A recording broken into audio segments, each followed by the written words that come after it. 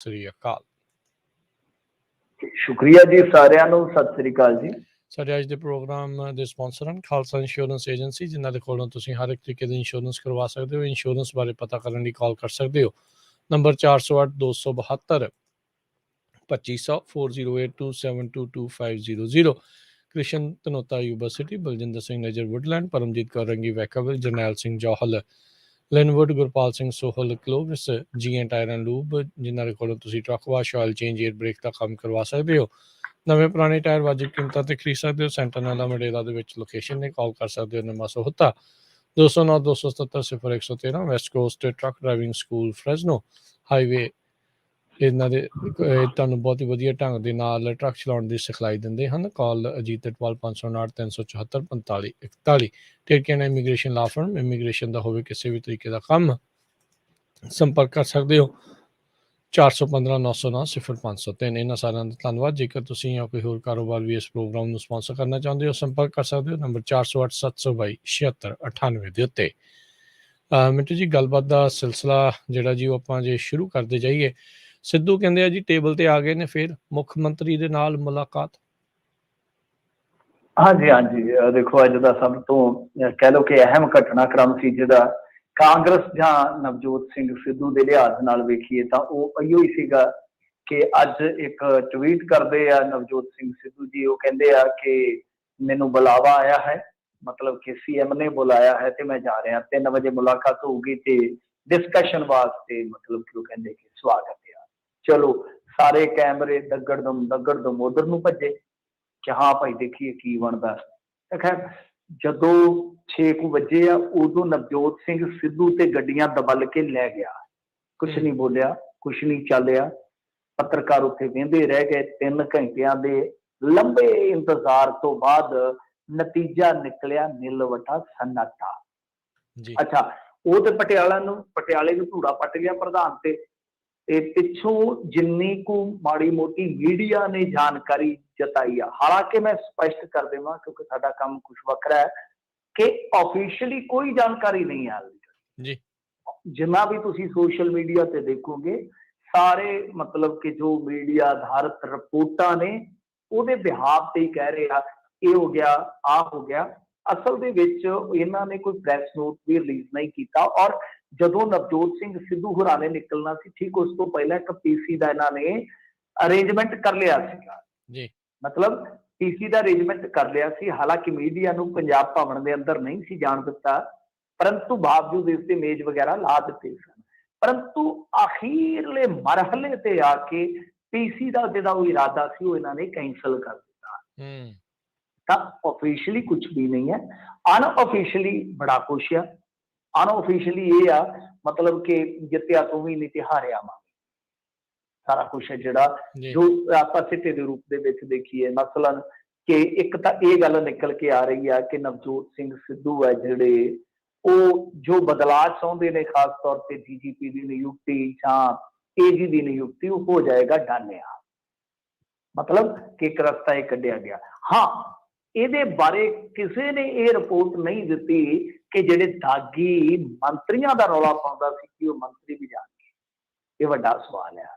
ਦੂਜੀ ਚੀਜ਼ ਜਿਹੜੀ ਹੈ ਕਿ ਇੱਕ ਕਹਿੰਦੇ ਆ ਕਿ ਤਾਲਮੇਲ ਕਮੇਟੀ ਬਣੇਗੀ। ਵੇਖੋ ਕਮਾਲ ਦੀ ਗੱਲ ਹੈ ਕਿ ਮੁੱਖ ਮੰਤਰੀ ਦੇ ਉੱਤੇ ਵੀ ਇੱਕ ਕਮੇਟੀ ਬਣੇਗੀ, ਤਾਲਮੇਲ ਕਮੇਟੀ ਬਣੇਗੀ, ਜਿਹੜੀ ਕਿ ਦੋਨਾਂ ਧਿਰਾਂ ਦੇ ਵਿੱਚ, ਹੁਣ ਧਿਰਾਂ ਜਿਹੜੀਆਂ ਬਣ ਗਈਆਂ, ਧਿਰਾਂ ਸ਼ਬਦ ਇਸਤੇਮਾਲ ਕਰ ਰਿਹਾ, ਇੱਕ ਗਵਰਨੈਂਸ ਵਾਲੀ ਕਾਂਗਰਸ ਪਾਰਟੀ ਦੀ ਗਵਰਨਮੈਂਟ ਤੇ ਇੱਕ ਜਥੇਬੰਦੀ ਵਾਲੀ ਕਾਂਗਰਸ ਪਾਰਟੀ ਨਵਜੋਤ ਸਿੰਘ, ਤਾਂ ਉਹ ਤਾਲਮੇਲ ਕਮੇਟੀ ਬਣੇਗੀ। ਤੁਸੀਂ ਆਪ ਹੀ ਅੰਦਾਜ਼ਾ ਲਾ ਲਓ ਕਿ ਕਿਸ ਤਰ੍ਹਾਂ ਦੇ ਸਮਝੌਤੇ ਦੇ ਫਾਰਮੂਲੇ ਜਿਹੜੇ ਆ ਉਹ ਨਿਕਲ ਰਹੇ ਆ। ਉਧਰੋਂ ਹਰੀਸ਼ ਰਾਵਤ ਦਾ ਵੀ ਮੇਰੇ ਖਿਆਲ ਦੇ ਨਾਲ ਸਟੇਟਮੈਂਟ ਆ ਗਿਆ ਸੀ ਦੇਰ ਸ਼ਾਮ। ਉਹ ਕਹਿ ਰਹੇ ਸੀਗੇ ਕਿ ਮੈਂ ਫੇਰ ਆ ਰਿਹਾ ਜੀ। ਲੋਕੀ ਕਹਿੰਦੇ ਯਾਰ ਉੱਥੇ ਭੜਿਆ ਜਾ ਕੇ ਕੀ ਕਰਨਾ ਆ ਤੂੰ ਉੱਤਰਾਖੰਡ ਚ, ਇੱਥੇ ਲੈ ਲਾ ਕੋਈ ਹੋਟਲ ਦੇ ਵਿੱਚ ਕੋਈ ਮਾੜਾ ਚੰਗਾ ਕਮਰਾ, ਬੈਠਾ ਰਹਿ। ਅੰਬਾਲਾ ਟੱਪਦਾ ਨਹੀਂ, ਉਹ ਪਿੱਛੇ ਸੁਨੇਹਾ ਲੱਗ ਜਾਂਦਾ, ਫੇਰ ਲੜਦੇ। ਅੰਬਾਲਾ ਟੱਪਣ ਨਹੀਂ ਦਿੰਦੇ, ਉਹਨੂੰ ਫੇਰ ਸੁਨੇਹਾ ਲੱਗ ਜਾਂਦਾ ਆ ਕਿ ਵਾਪਸ ਆ ਜਾਓ ਰਾਵਤ ਸਾਹਿਬ, ਅਸੀਂ ਫੇਰ ਲੜਦੇ। ਤਾਂ ਬਹਰਹਾਲ ਇਹ ਇੱਕ ਤਰ੍ਹਾਂ ਨਾਲ ਕਹਿ ਲਓ ਕਿ ਹੁਣ ਸੂਚਨਾ ਨਿਕਲ ਕੇ ਆ ਰਹੀ ਆ ਜਿਹੜੀ ਕਿ ਅਨਆਫੀਸ਼ੀਅਲ ਹੈ, ਮੈਂ ਵਾਰ-ਵਾਰ ਕਹਿ ਰਿਹਾ।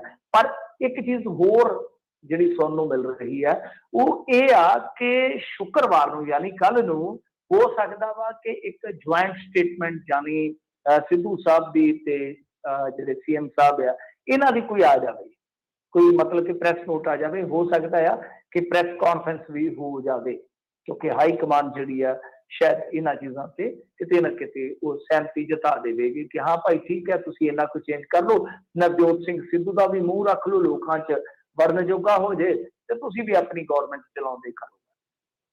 ਆਹ ਨਤੀਜਾ ਨਿਕਲਦਾ ਕਿਉਂਕਿ ਦੇਖੋ ਜਿਹੜੀਆਂ ਦੋਨੇ ਧਿਰਾਂ ਦੀਆਂ ਟਸਲਬਾਜ਼ੀਆਂ ਨਾ ਉਹ ਤਾਂ ਇੱਕ ਚੀਜ਼ ਸਮਝਾਉਂਦੀਆਂ ਨੇ। ਹੁਣ ਮਸਲਨ ਜਦੋਂ ਸਿੱਧੂ ਦਾ ਟਵੀਟ ਨਹੀਂ ਸੀ ਆਇਆ, ਮੁਹੰਮਦ ਮੁਸਤਫਾ ਕਹਿੰਦੇ ਕਿ ਸਿੱਧੂ ਪ੍ਰਧਾਨ ਬਣੇ ਰਹਿਣਗੇ, ਜਲਦ ਮਸਲੇ ਦਾ ਹੱਲ ਹੋਏਗਾ। ਮਤਲਬ ਕਿ ਉਹਨਾਂ ਨੇ ਇੱਕ ਸੰਕੇਤ ਦੇ ਦਿੱਤਾ ਸੀਗਾ ਕਿ ਕੁਝ ਮਿੰਟਾਂ ਬਾਅਦ ਆਹ ਕੁਝ ਹੋਣ ਜਾ ਰਿਹਾ ਵਾ। ਅੱਛਾ, ਨਾਲ ਹੀ ਸਿੱਧੂ ਸਾਹਿਬ ਦਾ ਇੱਕ ਟਵੀਟ ਆ ਜਾਂਦਾ, ਉਹ ਕੀ ਕਹਿੰਦੇ ਆ, ਡੀਜੀਪੀ ਆਈਪੀਐਸ ਸਹੋਤਾ ਬਾਦਲ ਸਰਕਾਰ ਦੀ ਬਣਾਈ ਬੇਅਦਬੀ ਮਾਮਲੇ ਦੀ ਜਾਂਚ ਕਰ ਰਹੀ ਐਸਆਈਟੀ ਦਾ ਮੁਖੀ ਸੀ।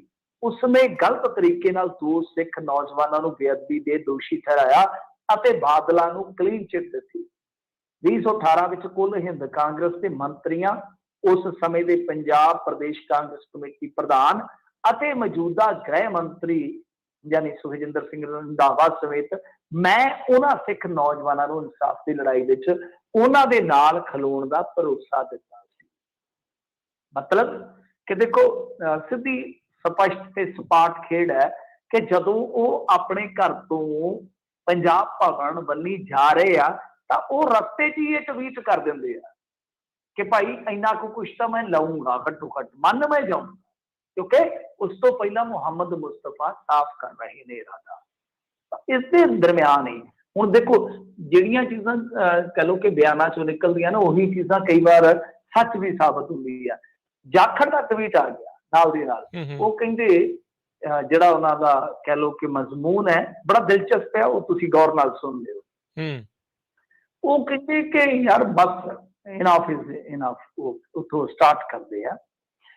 ਉਹਨਾਂ ਨੇ ਕਿਹਾ ਕਿ ਹੁਣ ਸਮਾਂ ਆ ਗਿਆ ਅੱਗੇ ਵਧਣ ਦਾ, ਸਮਾਂ ਆ ਗਿਆ ਅੱਗੇ ਵਧਣ ਦਾ।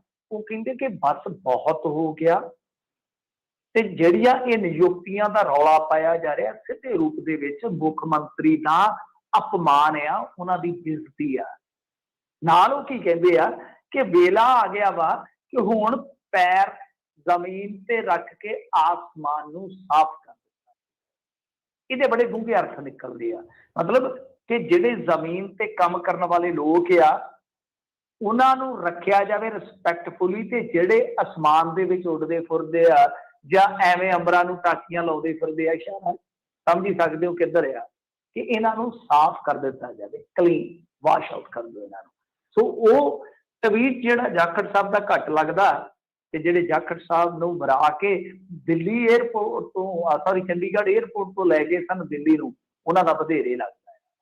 ਪਰ ਹੁਣ ਕੀ ਕਹੀਏ, ਉਹ ਜਿੱਦਾਂ ਕਹਿ ਲਓ ਦੋਵਾਂ ਪਾਸਿਆਂ ਤੋਂ ਦਰਿਆ ਹੋ ਜਾਂ ਪਹਾੜ ਹੋ ਟਕਰਾना चाहिए, जब तक ना सांस टूटे जिए जाना चाहिए। ਮਤਲਬ ਕਿ ਆਸ ਤੇ ਦੋਨਾਂ ਧਿਰਾਂ ਨੇ ਹੁਣ ਰੱਖੀ ਹੋਈ ਆ ਕਿ ਇਹਨੂੰ ਮੈਂ ਪਛਾੜ ਦੂੰ, ਉਹਨੂੰ ਮੈਂ ਪਛਾੜ ਦੂੰ, ਇਸ ਆਸ ਤੇ ਤੁਰੇ ਜਾ ਰਹੇ ਨੇ। ਪਰ ਵੱਡੇ ਸਵਾਲ ਨੇ, ਦੇਖੋ ਬਹੁਤ ਵੱਡੇ ਸਵਾਲ ਮੈਂ ਤੁਹਾਡੇ ਅੱਗੇ ਛੱਡਦਾ, ਜਿਹੜੇ ਕਿ ਸਵਾਲ ਸ਼ਾਇਦ ਹੀ ਹੱਲ ਹੋਣਗੇ। ਕਿ ਦੇਖੋ ਚਲੋ ਮੰਨ ਲਿਆ ਡੀਜੀਪੀ ਤਾਂ ਮੈਂ ਤੁਹਾਨੂੰ ਕੱਲ ਵੀ ਕਿਹਾ ਸੀ ਹੋ ਜਾਏਗਾ ਜੀ, ਕੋਈ ਵੱਡੀ ਗੱਲ ਨਹੀਂ, ਕਿਉਂਕਿ ਤਾਂ ਆਰਜੀ ਹੈ ਨਾ, ਆਰਜੀ ਹੈ, ਕੁਛ ਨਹੀਂ ਉਹਦੇ ਵਿੱਚ ਉਹ ਪੈਨਲ ਨੂੰ ਨਾ ਭੇਜ ਦੇਣਗੇ, ਚਲੋ ਕੋਈ ਨਾ ਸਿਲੈਕਟ ਹੋ ਜਾਏਗਾ ਜਾਂ ਆਪਣੇ ਪੱਧਰ ਤੇ ਕੋਈ ਇਸ ਤਰ੍ਹਾਂ ਦੀ ਇਹ ਜੁਗਤ ਲੜਾ ਲੈਣਗੇ। ਪਰੰਤੂ ਕੀ ਬੇਅਦਬੀ ਦਾ ਨਿਆਂ ਹੋ ਜਾਏਗਾ? ਬਹੁਤ ਵੱਡਾ ਸਵਾਲ ਹੈ। ਇੱਕ ਚੇਂਜ ਨਾਲ ਹੋ ਜਾਏਗਾ? ਤੁਸੀਂ ਸੋਚ ਸਕਦੇ ਹੋ ਕਿਉਂ? ਕਿਉਂਕਿ ਨਾ ਤਾਂ ਇਨਵੈਸਟੀਗੇਸ਼ਨ ਪੂਰੀ ਹੋਈ ਹਾਲੇ ਦੀ, ਤੇ ਦਿਨ ਕਿੰਨੇ ਰਹਿ ਗਏ ਆ 1 ਮਹੀਨਾ ਤੇ ਇਹਨਾਂ ਨੇ ਆ ਫਜ਼ੂਲ ਦਾ ਹੀ ਲੜ ਕੇ ਲੰਘਾ ਲਿਆ ਵਾ। ਦਿਨ ਕਿੰਨੇ ਰਹਿ ਗਏ? ਗਿਣਤੀ ਦੇ 80 90 ਵੱਧ ਤੋਂ ਵੱਧ 100 ਦਿਨ ਹੋਰ ਮਿਲੇਗਾ, ਕੰਮ ਫਿਨਿਸ਼ ਹੈ ਤੁਹਾਡਾ, ਤੁਸੀਂ ਕੱਖ ਨਹੀਂ ਕਰ ਪਾਓਗੇ। ਜਿਹਦਾ ਪਗਾ ਲਓ, ਜੋ ਮਰਜ਼ੀ ਕਰ ਲਓ। ਜੇ ਕਰਵਾਉਣਾ ਹੋਵੇ ਤੇ ਮੈਨੂੰ ਦੱਸੋ ਡੀਜੀਪੀ ਦੀ ਕੀ ਔਕਾਤ ਆ?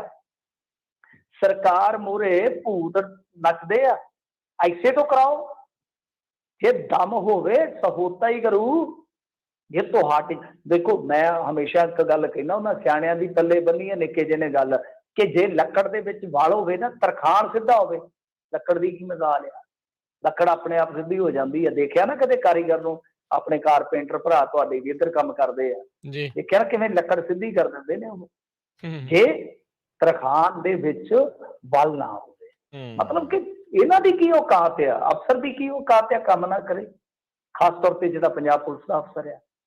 ਪਰ ਜੇ ਕਰਾਉਣਾ ਹੋਵੇ ਤਾਂ ਮੇਰਾ ਇੱਕ ਸਵਾਲ ਰਹੇਗਾ, ਇਹ ਬੁਨਿਆਦੀ ਸਵਾਲ ਜੇ, ਪਰ ਇਹ ਸਵਾਲ ਹੱਲ ਹੋ ਜਾਵੇ ਤਾਂ ਚਮਤਕਾਰ ਹੈ, ਤੇ ਚਮਤਕਾਰ ਨੂੰ ਨਮਸਕਾਰਿਆ ਕਿ ਕੀ ਡੀਜੀਪੀ ਬਦਲਿਆ ਹੋ ਜਾਏਗਾ ਕੁਛ, ਕਿਉਂਕਿ ਮਾਮਲਾ ਵੱਧ ਤੋਂ ਵੱਧ ਇਨਵੈਸਟੀਗੇਸ਼ਨ ਦਾ ਹੈ। ਇਨਵੈਸਟੀਗੇਸ਼ਨ ਕਰ ਲੋਗੇ, ਨਿਆਂ ਕਿੱਥੇ ਹੋਣਾ ਹੈ? ਨਿਆਂ ਹੋਣਾ ਅਦਾਲਤ 'ਚ, ਜਿਹਦਾ ਤੁਸੀਂ ਕੁਝ ਸੋਚ ਹੀ ਨਹੀਂ ਗਏ। ਜੇ ਨਿਆਂ ਦਾ ਹੀ ਸੋਚਿਆ ਹੁੰਦਾ, ਕੁੰਵਰ ਵਿਜੇ ਪ੍ਰਤਾਪ ਦੀ ਰਿਪੋਰਟ ਪਿੱਛੇ ਤੁਸੀਂ ਸਿੱਧੂ ਸਾਹਿਬ ਕਿੰਨੀ ਕੁ ਲੜਾਈ ਕੀਤੀ, ਜਦ ਕਿ ਕੁੰਵਰ ਵਿਜੇ ਪ੍ਰਤਾਪ ਨੂੰ ਤੁਸਾਂ ਹੀ ਲਾਇਆ ਸੀਗਾ, ਤੁਸੀਂ ਔਰ ਰੰਧਾਵਾ ਸਾਹਿਬ ਨੇ ਨਹੀਂ ਬੋਲੇ, ਤੁਸੀਂ ਨਹੀਂ ਬੋਲੇ ਉਦੋਂ। ਤਾਂ ਖੈਰ ਦੂਜਾ ਮਸਲਾ ਜਿਹੜਾ ਹੈ ਕਿ ਹੁਣ ਜੇ ਮੰਨ ਲਓ ਏਜੀਬੀ ਤੁਸੀਂ ਬਦਲ ਦਿੰਦੇ ਹੋ ਜਾਂ ਕੁਛ ਵੀ ਕਰ ਦਿੱਤਾ ਜਾਂਦਾ ਹੈ, ਤਾਂ ਉਹਦੇ ਵਿੱਚ ਚੀਜ਼ਾਂ ਤੇ ਤਦ ਹੀ ਜਾ ਕੇ ਨਤੀਜੇ ਤੇ ਪਹੁੰਚਣੀਆਂ ਜੇ ਅਦਾਲਤੀ ਜੁਰਿਸਡਿਕਸ਼ਨ ਦੇ ਵਿੱਚ ਜੋ ਕੇਸ ਆ ਉਹ ਨਿਬੜਨਗੇ। ਤਾਂ ਤੁਹਾਡਾ ਨਵੇੜੇ ਵਾਲਾ ਸਟੈਪ ਤੇ ਤਾਂ ਹੀ ਚੁੱਕਿਆ ਜਾਊਗਾ ਨਾ ਜੇ ਤੁਹਾਡਾ ਨਿਬੜੂ। ਜੇ ਤੁਹਾਡਾ ਹੀ ਝਗੜਾ ਝੇੜਾ ਇਹੀ ਪੈਣਾ ਆ ਆਏ ਦਿਨ, ਤਾਂ ਤੁਸੀਂ ਇਹਨਾਂ ਕੇਸਾਂ ਨੂੰ ਕੀ ਦੇਖੋਗੇ? ਇਹ ਜੀ ਕੀ ਕਰ ਲੂਗਾ, ਐਡਵੋਕੇਟ ਜਨਰਲ ਕੀ ਕਰ ਲੇਗਾ, ਜਦੋਂ ਤੁਸੀਂ ਹਰੇਕ ਗੱਲ ਤੇ ਫਸੇ ਪਏ ਹੋ ਆਪਸ ਦੇ ਵਿੱਚ। ਤੇ ਜੇ ਬੇਅਦਬੀ ਦੀ ਗੱਲ ਕਰਨੀ ਆ, ਫਿਰ ਨਕੋਦਰ ਕਾਂਡ ਦੀ ਗੱਲ ਕਿਉਂ ਨਹੀਂ ਕੀਤੀ ਜਾ ਸਕਦੀ? ਉਹ ਵੀ ਤੇ ਨਿਆਂ ਦੇ ਦਿਓ ਨਾ। ਤੁਹਾਡੀ ਸਰਕਾਰ ਦੇ ਵਿੱਚ US ਤੋਂ ਚੱਲੇ ਨੇ ਪੀੜਤ, ਕੁਰਲਾ ਕੇ ਆ ਗਏ ਆ, ਤੁਸੀਂ ਉਹ ਗੱਲ ਹੀ ਨਹੀਂ ਸੁਣੀ ਕਿਸੇ ਦੀ, ਜਦ ਕਿ ਉਸ ਟਾਈਮ ਸਾਰੀ ਰਿਪੋਰਟ ਜਿਹੜੀ ਹੈ ਇਨਵੈਸਟੀਗੇਸ਼ਨ ਦੀ ਉਹ ਦਰਜ ਹੋਈ ਆ। ਤੁਸੀਂ ਕਿਉਂ ਨਹੀਂ ਗੱਲਾਂ ਇਹੋ ਜਿਹੀਆਂ ਸੋਚ ਰਹੇ? ਸੋ ਖੈਰ ਚਲੋ ਇੰਨੀਆਂ ਲੰਮੀਆਂ ਚੌੜੀਆਂ ਗੱਲਾਂ ਵੀ ਨਹੀਂ, ਪਰ ਕੀ ਡੀਜੀ ਨੂੰ ਬਦਲਣ ਤੋਂ ਬਾਅਦ ਇਨਸਾਫ ਹੋ ਜਾਏਗਾ, ਬਹੁਤ ਵੱਡਾ ਕੁਐਸਚਨ। ਔਰ ਮੇਰਾ ਮੰਨਣਾ ਹੈ ਕਿ ਜੇ ਇਸੇ ਤਰ੍ਹਾਂ ਸਰਕਾਰ ਚੱਲੇਗੀ ਕੱਖ ਵੀ ਨਹੀਂ, ਕੱਖ ਵੀ ਨਹੀਂ ਹੋਏਗਾ। ਬਾਕੀ ਦੇਖੋ ਕੀ ਅੱਗੇ ਹੁੰਦਾ ਕੀ ਨਹੀਂ ਹੁੰਦਾ।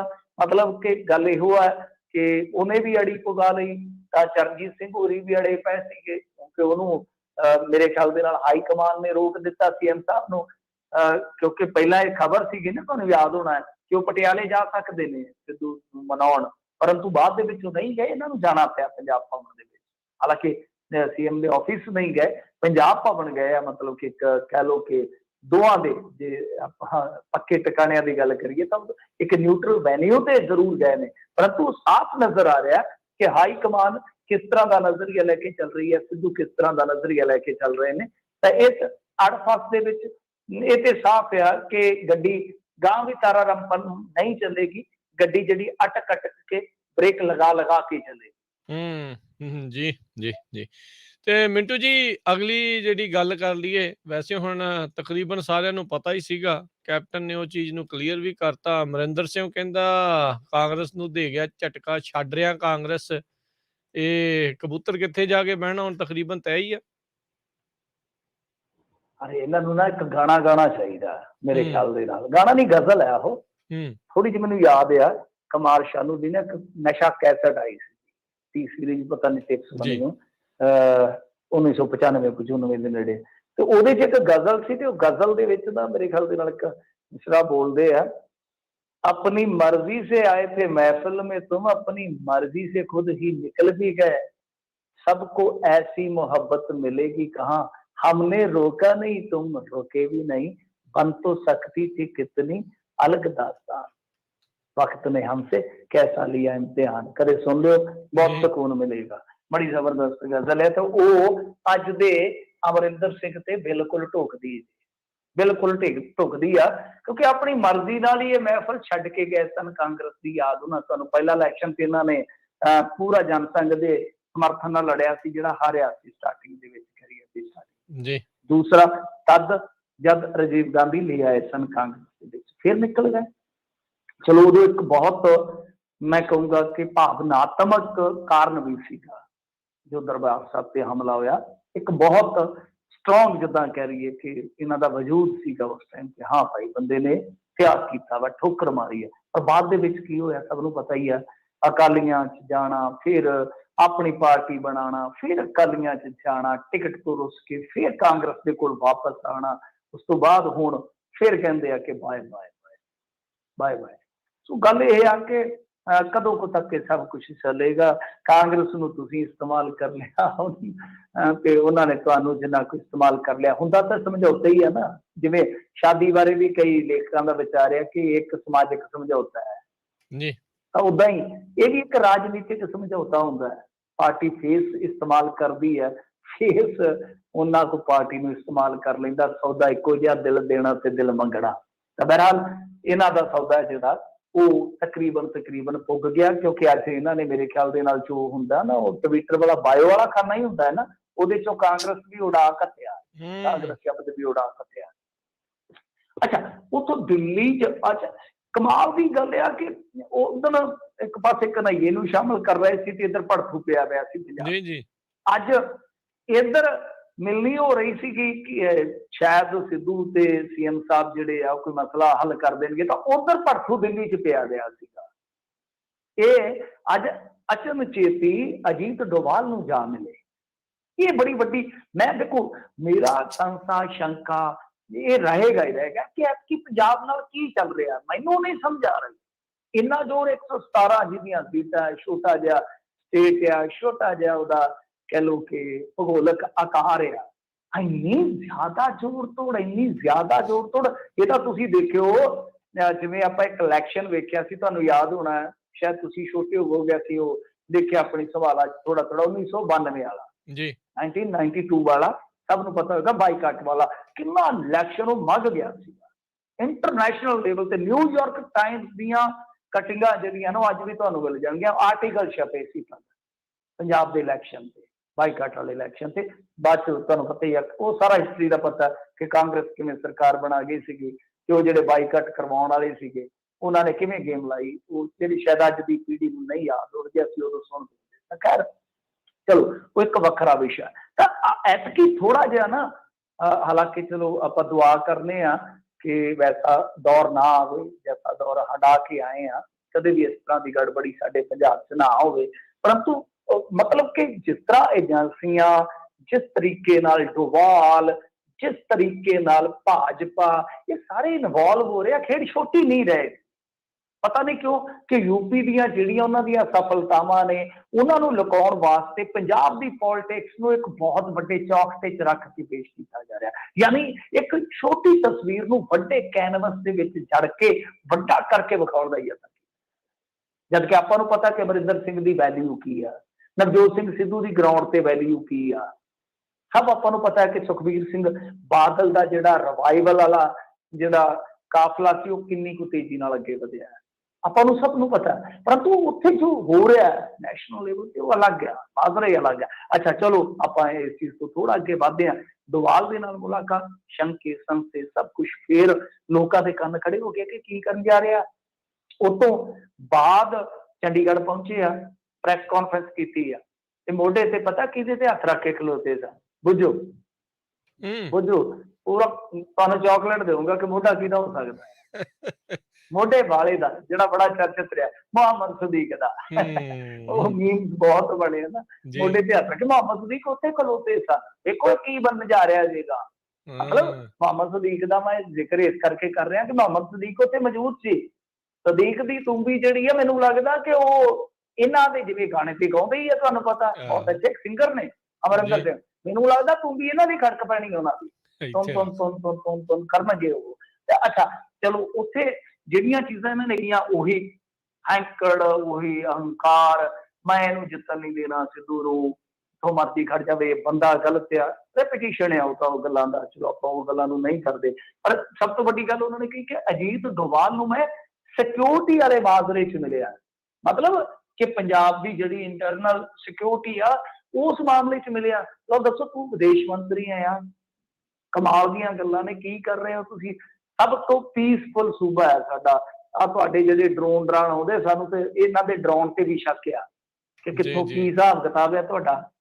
ਜਿੱਦਣ ਦਿੱਲੀ ਨੂੰ ਜਾਣਾ ਹੁੰਦਾ, ਡਰੋਨ ਡਿੱਗ ਪੈਂਦਾ, ਫਲਾਣ ਧਮਕਾਣ। ਸੋ ਗੱਲਾਂ ਜਿਹੜੀਆਂ ਨੇ ਉਹ ਸਮਝ ਤੋਂ ਪਰੇ। ਮੈਂ ਜਿਵੇਂ ਤੁਹਾਨੂੰ ਦੱਸਿਆ ਕਿ ਇਹ ਸਧਾਰਨ ਨਹੀਂ ਨੇ ਗੱਲਾਂ, ਇਹ ਬਹੁਤ ਵੱਡੀ ਸੰਭਾਵਨਾ ਜਿਹੜੀਆਂ ਉਹ ਪ੍ਰਗਟ ਆਉਂਦੀਆਂ ਨੇ। ਇਸ ਤਰ੍ਹਾਂ ਕਰਕੇ ਉਹ ਨਿਕਲ ਗਏ ਆ। ਪੁੱਛਿਆ ਤੁਹਾਡੇ ਨਾਲ ਵਿਧਾਇਕ ਕਿੰਨੇ, ਮੋਢਾ ਦੇਖ ਲਿਆ ਹੋਣਾ ਨਾ ਪੱਤਰਕਾਰਾਂ ਨੇ, ਕਹਿੰਦੇ ਮੈਂ ਤੁਹਾਨੂੰ ਕਿਉਂ ਦੱਸਾਂ, ਕੀ ਕਰੋਗੇ? ਹਾਲੇ ਮੈਂ ਕਿਉਂ ਦੱਸਾਂ? ਪਰ ਮੈਂ ਕਾਂਗਰਸ ਦੇ ਵਿੱਚ ਨਹੀਂ ਰਹਿ ਰਿਹਾ ਪੱਕਾ ਤੇ ਭਾਜਪਾ 'ਚ ਨਹੀਂ ਜਾ।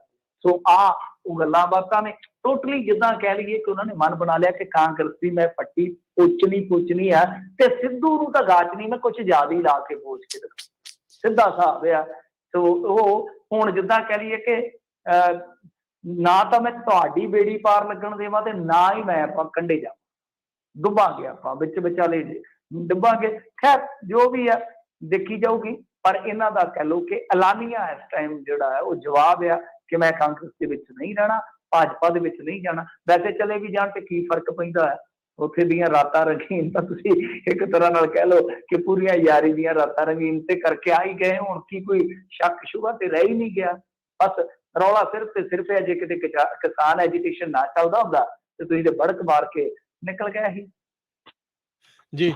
ਸੋ ਅਜੀਤ ਦੋਵਾਲ ਨੂੰ ਮਿਲਣਾ, ਹੋਮ ਮਿਨਿਸਟਰ ਵਾਲਿਆਂ ਨੂੰ ਮਿਲਣਾ, ਡਿਫੈਂਸ ਵਾਲਿਆਂ ਨੂੰ ਮਿਲਣਾ, ਇਹ ਰੌਲਾ ਜਿਹੜਾ ਉਹ ਪੈ ਰਿਹਾ ਆ ਵੀ ਕੀ ਹੁਣ ਇਹ ਵੀ ਚਰਚਾ ਤੁਰੀ ਹੈ ਵੀ ਪ੍ਰੈਜ਼ੀਡੈਂਟ ਰਾਜ ਦੀ ਜਿਹੜੀ ਆ ਉਹ ਲਾਉਣ ਦੀ ਜਿਹੜੀ ਆ ਇਹਦੇ ਵੱਲੋਂ ਪੁਸ਼ ਕੀਤਾ ਜਾ ਰਿਹਾ। ਕੀ ਹੈ ਇਸ ਚੀਜ਼ ਦੇ ਵਿੱਚ ਕੋਈ ਸੱਚਾਈ? नहीं देखो, फैक्चुअली जो चीज़ा देखोगे ऐसा संभव नहीं, पॉसिबल नहीं है, ऐसा पॉसिबल नहीं है। हाँ, फ्लोर टेस्ट हो जाता है तो कुछ आप देख सकते हैं कि उलझ जाएगी, पर मैनू फिर भी लगता कि जे अमरिंदर सिंह कोई वड्डी गेम घुमाउंदा है ਜਾਂ ਏਜੰਸੀਆਂ ਇਨਵੋਲਵ ਹੁੰਦੀਆਂ ਨੇ, ਫਿਰ ਵੀ ਮੈਨੂੰ ਨਹੀਂ ਲੱਗਦਾ ਕਿ ਸਰਕਾਰ ਡੇਗਣ ਜੋਗਾ ਇਹ ਬਹੁਮਤ ਜਟਾ ਸਕਦੇ ਆ, ਮਤਲਬ ਕਿ ਆਪਣੇ ਵੱਲ ਨਹੀਂ ਮੋੜ ਸਕਦੇ ਆ ਐਮਐਲਏ ਨੂੰ। ਬਹੁਤ ਘੱਟ ਹੋਣਗੇ। ਹਾਂ, 5-10 ਐਮਐਲਏ ਹਾਲੇ ਵੀ ਮੇਰਾ ਮੰਨਣਾ ਆ 5 ਤੋਂ 10 ਲਿਜਾ ਸਕਦਾ ਅਮਰਿੰਦਰ, ਇਹ 2 ਤਰੀਕ ਤੋਂ ਬਾਅਦ ਪਤਾ ਲੱਗੇਗਾ। ਸੋ ਐਡੀ ਜਲਦੀ ਜੇ ਆਪਾਂ ਇਸ ਚੀਜ਼ ਤੇ ਜਾਂ ਇਸ ਨਤੀਜੇ ਤੇ ਪਹੁੰਚ ਜਾਈਏ कि राष्ट्रपति राज लागू हो जाएगा, उसकी संभावना बड़ी घट है। क्यों?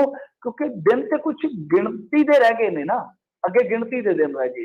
हाँ, फ्लोर टेस्ट की एक संभावना जरूर बन सकती है इन्हां दोनों संभावनावां दे विच कि चोण की संभावना, राष्ट्रपति की संभावना, इन्हां दोनों चीज़ों नूं मतलब कि संभावना नूं ला के इन्हां संभावनावां दी खेड दे विच एक ये संभावना जरूर बन सकती है कि फ्लोर टेस्ट की नौबत आ सकती है शायद। जी जी जी।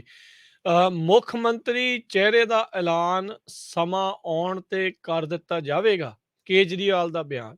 ਕੀ ਇਹਨਾਂ ਨੇ ਪਿਛਲੀ ਵਾਰ ਤੋਂ ਕੁਝ ਨਹੀਂ ਸਿੱਖਿਆ? हाँ जी, केजरीवाल बस तुहानूं पता ही है। गल यह है कि गारंटी भी दे गए अज, कहते कि तुहानूं आपां जिवें उत्थे मुहल्ला क्लीनिकां बनाईआं ना, तुहाडे पिंड दे विच गली गली क्लीनिकां बनावांगे, गली गली तो भाव के नगर क्लीनिक बनावांगे, पिंड क्लीनिक बनावांगे, 16,000 क्लीनिकां बनावांगे ते बाकी कुछ होर भी गारंटियां शरंटियां जिवें पता ही है तुहानूं, तां ओह दे गए ने कि भाई असीं आ कुछ करांगे। इदां हैल्थ दीआं ही ने, वैसे जे तुसीं कहोगे तां मैं काली काली सो बोल भी देऊंगा, पर मेन जिहड़ी गल कह लो कि ध्यान खिच्चदी सीगी पंजाबियां दा खास तौर ते कि सीएम फेस जिहड़ा ओह ऐलानणगे, तां उन्हां ने देखो जिहड़े कच्छ दे विच बैठे सन भगवंत मान जी, उन्हां वल इशारा कीता कि भगवंत मान मेरे निक्के वीर है। वैसे मैं डर गया उस तों, क्योंकि इन्हां ने एक बारी योगेंद्र यादव नूं भी अपना भरा किहा सी, दूजी मरतबा कुमार विश्वास नूं किहा सी भरा। देख लो हुण कित्थे शेर लिखदा फिरदा जाके बैठ के, ते तीजी वारी हुण भगवंत मान नूं प्रैस कांफ्रेंस दे विच भरा किहा, रब खैर करे। खैर ते देखो कहंदे कि भगवंत मान दे कोल लखां दी कमाई छड्ड के आया बंदा, ਤੇ ਉਦੋਂ ਤੇ ਕੋਈ ਕੋਈ ਅਹੁਦਾ ਵੀ ਨਹੀਂ ਸੀ ਹੈਗਾ। ਸਾਡੇ ਆਮ ਆਦਮੀ ਪਾਰਟੀ ਵਾਲੇ ਕਹਿੰਦਾ ਕਿ ਅਹੁਦਿਆਂ ਦੇ ਮਗਰ ਨਹੀਂ ਦੌੜਦੇ। ਇੱਥੋਂ ਤੁਸੀਂ ਆਪ ਹੀ ਅੰਦਾਜ਼ਾ ਲਾ ਲਓ ਕਿ ਉਹ ਕਹਿ ਕੀ ਰਹੇ ਆ। ਉਹ ਆਂਦੇ ਆ ਕਿ ਦੇਖੋ ਗੱਲ ਇਹ ਆ ਕਿ ਅਸੀਂ ਹਾਲੇ ਸੀਐਮ ਫੇਸ ਬਾਰੇ ਸੋਚਿਆ ਹੀ ਨਹੀਂ, ਪਰ ਪਹਿਲਾਂ ਉਹ ਇਹ ਕਹਿ ਗਏ ਸਨ ਕਿ ਸਿੱਖ ਫੇਸ ਹੋਏਗਾ, ਤੁਸੀਂ ਨਾਜ਼ ਕਰੋਗੇ, ਤੁਸੀਂ ਮਾਣ ਕਰੋਗੇ। ਹੁਣ ਕਹਿੰਦੇ ਆ ਕਿ ਹਾਲੇ ਅਸੀਂ ਸੋਚਿਆ ਹੀ ਨਹੀਂ, ਜਦੋਂ ਸੋਚਾਂਗੇ ਫਿਰ ਦੇਖੀ ਜਾਊਗੀ। ਉਦਾਂ ਕਹਿੰਦੇ ਨਹੀਂ ਤੁਹਾਡੀ ਪਰਾਲੀ ਹੁਣ ਸੋਹਣੀ, ਉਹਦੇ ਚ ਖੁਸ਼ਬੂ ਆਉਂਦੀ, ਪ੍ਰਦੂਸ਼ਣ ਥੋੜੀ ਨਿਕਲਦਾ। ਖੁਸ਼ਬੂ ਆਉਂਦੀ ਆ, ਪ੍ਰਦੂਸ਼ਣ ਨਹੀਂ ਨਿਕਲਦਾ। ਇੰਨੇ ਕੁ ਉਹਨਾਂ ਨੂੰ ਪਤਾ ਲੱਗ ਗਿਆ ਕਿ ਇੱਥੋਂ ਦੀ ਪਰਾਲੀ ਜਿਹੜੀ ਆ ਦਿੱਲੀ ਚ ਉਹ ਪੋਲਿਊਸ਼ਨ ਨਹੀਂ ਕਰਦੀ। ਹਾਂ, ਸਿੱਧੂ ਬਾਰੇ ਸਵਾਲ ਹੋਇਆ, ਉਹ ਕਹਿੰਦੇ ਕਿ ਨਹੀਂ ਨਹੀਂ ਯਾਰ ਏਦਾਂ ਦਾ ਕੁਛ ਨਹੀਂ ਹੈ।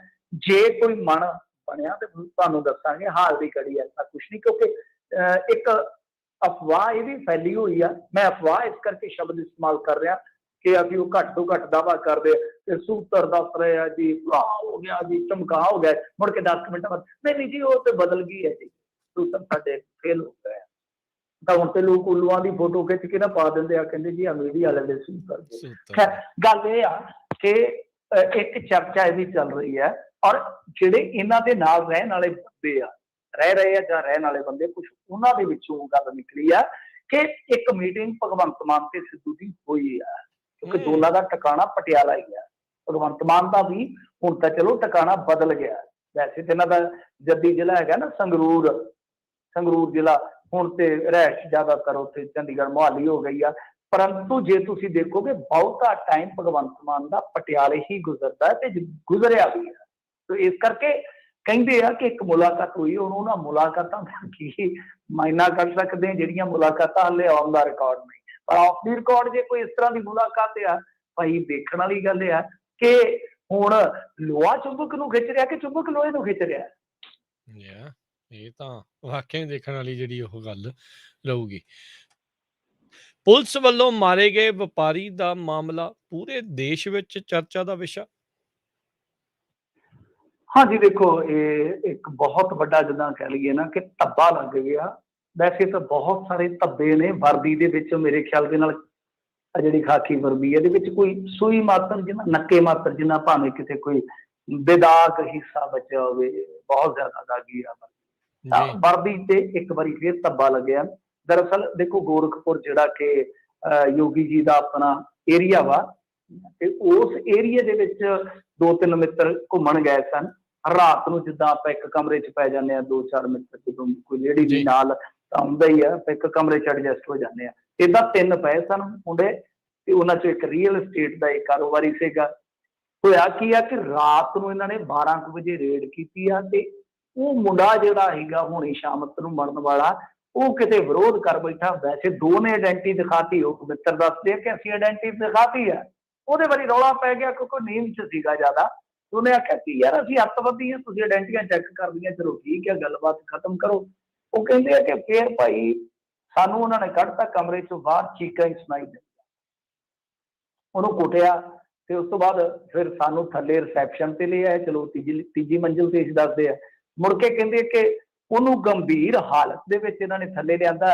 ਅਸੀਂ ਭੱਜ ਕੇ ਚੱਪਲਾਂ ਪਾਉਣ ਗਏ ਆ, ਤੇ ਜਾ ਕੇ ਵੇਖਿਆ ਉਦੋਂ ਤੱਕ ਖੂਨ ਖਾਨ ਵੀ ਸਾਫ਼ ਕਰਵਾ ਰਹੇ। ਤੇ ਹੁਣ ਕਹਿੰਦੇ ਆ ਕਿ CCTV ਫੋਟੋਆਂ ਨੂੰ ਵੀ ਇਹਨਾਂ ਨੇ ਹੱਥ ਮਾਰ ਲਿਆ। ਔਰ ਹੋਇਆ ਕਿ ਉਹ ਜਿਹੜਾ ਰੀਅਲ estate ਦਾ ਕਾਰੋਬਾਰੀ ਸੀ, ਯੰਗ ਹੀ ਸੀ ਮੁੰਡਾ, 30 ਸਾਲ ਦਾ ਹੋਣਾ, ਉਹਦੀ ਡੈਥ ਹੋ ਗਈ ਹਸਪਤਾਲ ਦੇ ਵਿੱਚ ਜਾ ਕੇ। ਕਮਾਲ ਦੀ ਗੱਲ ਹੈ ਕਿ ਪੁਲਿਸ ਵਾਲੇ ਪਤਾ ਕੀ ਕਹਿੰਦੇ, ਅਸੀਂ ਜੀ ਰਾਤ ਨੂੰ ਚੈੱਕ ਕਰਨ ਲਈ ਨਾ ਇਹਨਾਂ ਦੇ ਕਮਰੇ 'ਚ ਗਏ ਸਾਂ, ਤੇ ਹੜਬੜਾਹਟ ਦੇ ਵਿੱਚ ਉਹ ਫਰਸ਼ ਤੇ ਡਿੱਗ ਪਿਆ ਤੇ ਮੁੰਡਾ ਮਰ ਗਿਆ। ਹੱਦ ਹੋ ਗਈ ਹੈ ਤੁਹਾਡੇ ਵਾਲੀ ਦਰਿੰਦੇ ਹੋ। ਅੱਛਾ, ਫਿਰ ਉਸ ਤੋਂ ਬਾਅਦ ਪਤਾ ਲੱਗਦਾ ਉਹ, ਕਿਉਂਕਿ 2 ਬੰਦੇ ਜਿਹੜੇ ਤਾਂ ਪ੍ਰਤੱਖਦਰਸ਼ੀ ਸੀ ਨਾਲ ਦੇ, ਇਹ ਫਿਰ ਕਹਾਣੀ ਗਾਹ ਨਿਕਲੀ। ਔਰ ਇੱਕ ਹੋਰ ਵੀਡੀਓ ਵਾਇਰਲ ਹੋ ਗਈ, ਜਿਹਦੇ 'ਚ ਹਿਸਾਬ ਲਾ ਲਓ ਮੈਜਿਸਟ੍ਰੇਟ ਜਿਹਨੇ ਨਿਆਂ ਦੇਣਾ ਆ, ਮੈਜਿਸਟ੍ਰੇਟ SP ਜਾਂ SSP ਦੇ ਨਾਲ ਬੈਠਾ, ਮੈਂ ਦੇਖ ਨਹੀਂ ਸਕਿਆ ਗੌਰ ਨਾਲ, SP ਹੈ ਜਾਂ SSP ਆ। ਅੱਛਾ, ਉਹ ਕਹਿ ਰਿਹਾ ਕਿ ਐਵੇਂ ਮੁਕੱਦਮੇਬਾਜ਼ੀ ਚ ਉਲਝੋਗੇ, ਸਾਰੀ ਉਮਰ ਤੁਹਾਡਾ ਖਹਿੜਾ ਨਹੀਂ ਜੁਟਣਾ, ਦਫਾ ਕਰੋ। ਖੁਦ ਮੈਜਿਸਟ੍ਰੇਟ ਕਹਿ ਰਿਹਾ, ਜਿਹਦੇ ਕੋਲ ਕਹਿ ਲਓ ਕਿ ਸਜ਼ਾ ਦੇਣ ਦੀ ਪਾਵਰ ਹੁੰਦੀ ਆ। ਦੇਖੋ ਅੰਨੀ ਮੱਛੀ ਆ। ਪਰ ਉਸ ਤੋਂ ਬਾਅਦ ਉਹ ਜਿਹੜੀ ਵਿਚਾਰੀ ਵਿਧਵਾ ਹੋਈ ਹੈ ਜਨਾਨੀ, ਉਹਦੀ ਹਿੰਮਤ ਆ। ਅੱਜ ਅਖਿਲੇਸ਼ ਵੀ ਗਿਆ, ਯੋਗੀ ਆਦਿੱਤਿਆਨਾਥ ਮਿਲਿਆ, ਮੇਰੇ ਖਿਆਲ ਦੇ ਨਾਲ ਮੁਆਵਜ਼ਾ ਵੀ ਦਿੱਤਾ ਜਾ ਰਿਹਾ, ਪਰ ਉਸ ਪਰਿਵਾਰ ਨੇ ਠਾਣ ਲਈ ਆ ਕਿ ਅਸੀਂ ਲੜਾਈ ਲੜਾਂਗੇ। ਤੇ ਕਾਫੀ ਪੁਲਿਸ ਵਾਲਿਆਂ ਤੇ ਮੇਰੇ ਖਿਆਲ ਦੇ ਨਾਲ ਪਤਾ ਨਹੀਂ 2 ਜਾਂ 4 ਆ, ਉਹਨਾਂ ਤੇ ਮੁਕੱਦਮਾ ਵੀ ਦਰਜ ਹੋ ਗਿਆ। ਪਰ ਇਹੋ ਜਿਹੀ ਘਟਨਾ ਕਿ ਮਹੋਬਾ ਦੇ ਵਿੱਚ ਵੀ ਵਾਪਰੀ ਸੀ, ਮੈਨੂੰ ਯਾਦ ਹੈ ਨਿਸ਼ੀਕਾਂਤ ਇਸੇ ਤਰ੍ਹਾਂ ਦਾ ਹੀ ਇੱਕ ਬੰਦਾ ਮਾਰਿਆ ਸੀ ਇਹਨਾਂ ਨੇ, ਪਰ ਉਹਦੇ ਵਿੱਚ SP ਤੇ ਪਰਚਾ ਕੱਟ ਕੇ ਵੀ ਬਾਅਦ 'ਚ ਉਹਨੂੰ ਬਚਾ ਲਿਆ ਗਿਆ ਸੀ। ਐਸਾ ਨਹੀਂ ਹੋਣਾ ਚਾਹੀਦਾ। ਤੁਸੀਂ ਦੇਖੋ ਕਿ ਕਿਸ ਤਰੀਕੇ ਦੇ ਨਾਲ, ਪਹਿਲੀ ਗੱਲ ਹੈ 12-1 ਵਜੇ ਤੁਸੀਂ ਜਾ ਕੇ ਕਿਸੇ ਦਾ ਰੂਮ ਖੜਕਾਉਂਦੇ, ਕੀ ਕੱਟਣਾ ਚਾਹੁੰਦੇ ਹੋ ਤੁਸੀਂ? ਸਵੇਰੇ ਆਓ 4-5 ਵਜੇ ਕਰ ਲਓ, ਕਿਉਂਕਿ ਜਿਹੜਾ ਵੀ ਬੰਦਾ ਗਿਆ ਜਿਹਨੇ ਚੈੱਕ ਇਨ ਕੀਤਾ ਆ, ਉਹ ਸਵੇਰੇ ਕੋਈ 8-10 ਵਜੇ ਤੱਕ ਉੱਥੇ ਹੀ ਰਹਿੰਦਾ, ਚੈੱਕ ਆਊਟ ਤਾਂ ਕੋਈ ਕਰਦਾ ਹੀ ਨਹੀਂ ਰਾਤ ਨੂੰ। ਤੁਸੀਂ ਤੜਕੇ 5-6 ਵਜੇ ਜਾ ਕੇ ਚੈੱਕ ਕਰ ਲਓ, ਜਾਂ ਰਾਤ ਨੂੰ 9 ਵਜੇ ਤੱਕ ਚੈੱਕ ਕਰ ਲਓ। ਰਾਤ ਨੂੰ ਤੁਸੀਂ 12-12:30 ਵਜੇ ਤੱਕ ਹੱਦ ਹੋ ਗਈ ਆ। ਇਹਦਾ ਮਤਲਬ ਹੈ ਕਿ ਜੰਗਲ ਰਾਜ ਬਦਲ ਗਿਆ। ਜੰਗਲ ਰਾਜ ਵੀ ਜਦੋਂ ਇੱਕ ਪੁਲਿਸ ਰਾਜ ਤੇ ਜਾਸੂਸੀ ਰਾਜ ਹੈ ਨਾ ਜਿਹੜਾ, ਉਹ ਇੰਡੀਆ ਤਕਰੀਬਨ ਕਹਿ ਲਓ ਬਣਦਾ ਜਾ ਰਿਹਾ। ਇੱਕ ਤਾਂ ਹਰੇਕ ਬੰਦੇ ਦੀ ਜਾਸੂਸੀ ਦਾ ਪ੍ਰਬੰਧ ਕੀਤਾ ਜਾ ਰਿਹਾ, ਔਰ ਦੂਸਰਾ ਕਿ ਪੁਲਸੀਆ ਰਾਜ, ਕਿ ਡੰਡੇ ਦੇ ਨਾਲ ਬਸ ਲੋਕਾਂ ਨੂੰ ਸਿੱਧਾ ਕਰਨਾ। ਜੀ ਜੀ। ਤੇ ਸਮਾਂ ਸਮਾਪਤ ਹੈ। ਬਹੁਤ ਸ਼ੁਕਰੀਆ, ਤੇ ਮਿਲਦੇ ਹਾਂ ਜੀ ਫਿਰ ਅਗਲੀ ਵਾਰ। ਧੰਨਵਾਦ ਜੀ, ਸਤਿ ਸ਼੍ਰੀ ਅਕਾਲ ਜੀ। ਸਤਿ ਸ੍ਰੀ ਅਕਾਲ ਜੀ। ਜੀ ਤੇ ਇੱਥੇ ਹੀ ਸਾਡਾ ਅੱਜ ਦਾ ਇਹ ਪ੍ਰੋਗਰਾਮ ਸਮਾਪਤ। ਅਗਲੀ ਵਾਰ ਤੱਕ ਲਈ ਮੇਰੇ ਵੱਲੋਂ ਵੀ ਸਭ ਨੂੰ ਪਿਆਰ ਭਰੀ ਸਤਿ ਸ਼੍ਰੀ ਅਕਾਲ। ਸੁਣਦੇ ਰਹੋ ਪੰਜਾਬੀ ਰੇਡੀਓ USA।